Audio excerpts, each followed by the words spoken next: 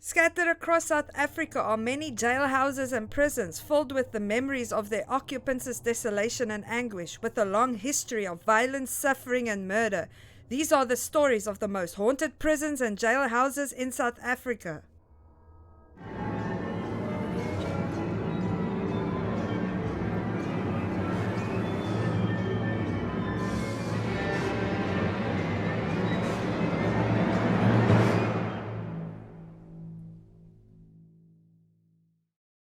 Hello everyone, welcome to Hauntings and History, the show where we discuss hauntings and the histories behind them. If you like this video, don't forget to like and subscribe. Philippolis Old Jailhouse. Situated in the Free State is the town of Philippolis, with a particularly interesting jailhouse. Now converted into a B&B, this building has a couple of ghost stories to tell. The town of Philippolis dates back to 1823, which makes it the oldest settlement in the Free State. It was named after Dr. John Philip of the London Missionary Society, who built the first mission. The mission station's purpose was to serve the local Khoisan people. After conflict broke out in Griquastad in 1826, Griqua leader Adam Kok II and his followers settled in the area. Not long after that, the mission station was entrusted to Cook on the condition that he would continue to protect the Khoisan people against further aggression from other settlers, and that he would promote peace in the area so that the British trade to the north would go undisturbed. But the peace didn't last long though. In 1835, Cook would start leasing land to the settlers, and by 1836, over 1,500 settlers had settled on Griqua territory. The promise Cook made to protect the Khoisan people and promote peace in the area became really hard to keep. In 1838, leases to settlers would stop, and by 1840, every settler that leased land had to submit to Cook's jurisdiction and authority over the area. This came a little too late though. By that time, most of the Khoisan people had already fled the area and resettled elsewhere. In 1861, Cook III sold their land to the government of the Orange Free State for the equivalent of 8,000 rand today, and left for KwaZulu-Natal after accepting an offer from the British to settle the area. The Philippolis town jail was built in 1872 and served as the local jailhouse for 70 years. After that, it was converted into a police station and served as such for 30 years. In 1972, it would be converted again into an army barracks for the South African National Defence Force up until 1982. It then stood abandoned until 1998, when it was fully restored and turned into a bed and breakfast. What is strange, however, is that it's not a prisoner nor a soldier that haunts the jailhouse, but rather a Griqua violinist who was involved in a terrible car accident and later passed away at the jailhouse. He reportedly still haunts the shadows, and his violin can still be heard echoing through the building. Constitution Hill, Johannesburg. Constitution Hill Prison is almost as old as the city of Johannesburg itself. Situated in Braamfontein, Johannesburg, lies the notorious Constitution Hill Prison. Built in 1892 to house male prisoners, it would see extensions into a fully functioning fort from 1896 to 1899 by the order of none other than the first president of the First Republic of South Africa, Paul Kruger.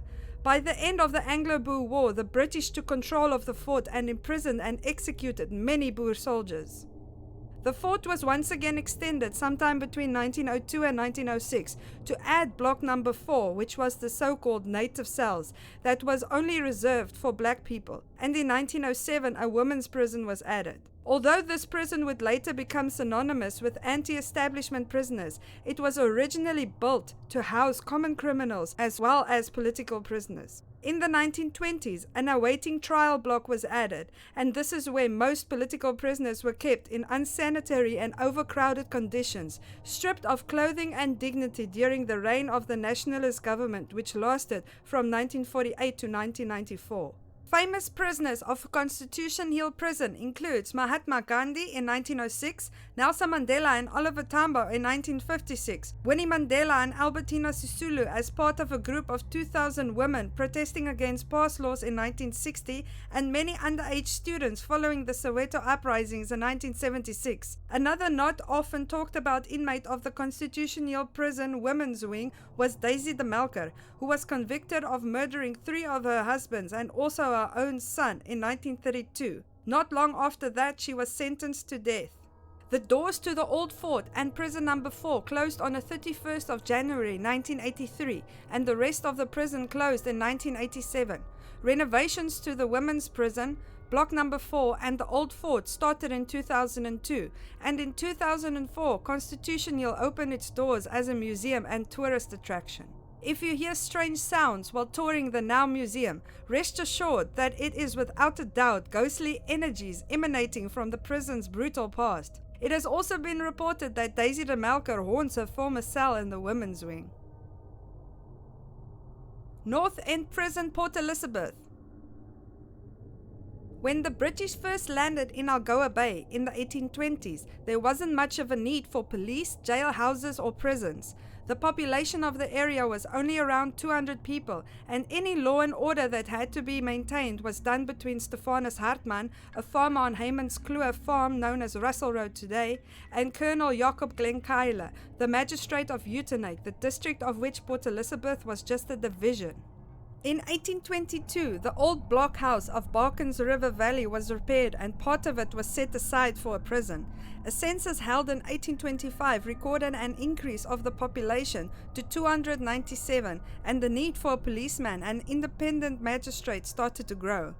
In 1828, Thomas Sturley was appointed the first official policeman of Port Elizabeth. Although it was only made official in 1828, it was believed that Thomas Sturley was already active in law enforcement to some degree around 1822. By 1839, Port Elizabeth had grown to such an extent that it necessitated the appointment of 3 additional constables. The influx of undesirable characters looking for work and easy money, combined with a lack of proper liquor distribution licenses, made excessive drinking and loose behavior the order of the day. By 1850, the population of the town had grown to over 4,000, and another 3 constables were added to the team. Complaints via the press regarding the colony's prisons were very loud, with painful descriptions of harsh treatment and corporal punishment like lashings for the most trivial of crimes. In 1854, investigations into these allegations started, and in 1857 it was decided to reform the police and also invest in a new prison in the north end of the town. The prison was completed and ready for occupation by 1860. During the 1950s, the prison became synonymous with political prisoners rioting against unjust laws such as white-only areas and the increase of bus and railway fare. Popular political prisoners includes Governor Mbeki, Raymond Mhlaba, and Vuyisile Meni. After the 1976 Soweto uprisings, a man named Steve Biko was arrested in connection with the Black Consciousness movement that was a factor that caused the uprisings and a lot of smaller school boycotts that was manifesting all over the Eastern Cape. After Biko was arrested, the Grahamstown police handed him over to the security police of Port Elizabeth, where he was kept at the Walmer police station naked and chained by his hands and feet. From the Walmer police station, he was taken by the security police to their headquarters in central Port Elizabeth, where they attempted to question him about the recent student uprisings all over the country. During these interrogations, he refused to answer questions, and later a scuffle between him and the security police unfolded. In the scuffle, he sustained a head injury that would prove to be fatal in the days following. After sustaining the head injury, it was reported that Biko was disorientated and had slurred speech. The district surgeon was called in and instructed the security police to keep an eye on him. By the next day, Biko's condition had remained unchanged. He was taken to the North End prison where the guards were to keep an eye on him. During this time, neither the doctor nor the North End correctional officers would dare speak the truth of his condition out of fear of the security police, who was seen as the Gestapo of South Africa. The doctor, as well as warder Johnny Fitchett from North End Prison, were instructed to write an affidavit stating he was in perfect health with no visible injuries when he arrived at the North End Prison. But in reality, he had the telltale signs of someone who had a brain injury, plus a visible laceration on his upper lip. He was found where he was kept in solitary confinement, frothing at the mouth, and the security police were notified. In an attempt to cause confusion, they rushed him to the Pretoria Prison Hospital, about 1,200 kilometers to the north. But he passed on along the way. He was left dead in front of the Pretoria Hospital. In 1986, Sergeant van Niekerk of the South African Correctional Services was on duty in solitary confinement for the 12 p.m. to 8 a.m. shift. Then he saw a naked black man chained by his hands and feet with an obvious untreated head injury walking down the corridor alone. Sergeant van Niekerk got a fright and was just about to blow his whistle when all of a sudden the chained man disappeared right in front of his eyes. He was convinced that he had seen an apparition, but did not yet know who it was that he saw. Warder Fisher took over the shift, and Sergeant van Niekerk told him about the apparition he saw. That is when Fisher told him it was Steve Biko's apparition. This was later confirmed as Sergeant van Niekerk picked up a book that had a picture of Stephen Biko and recognized him as the apparition he saw. That's all the stories I have for you today. If you have enjoyed them, don't forget to like and subscribe.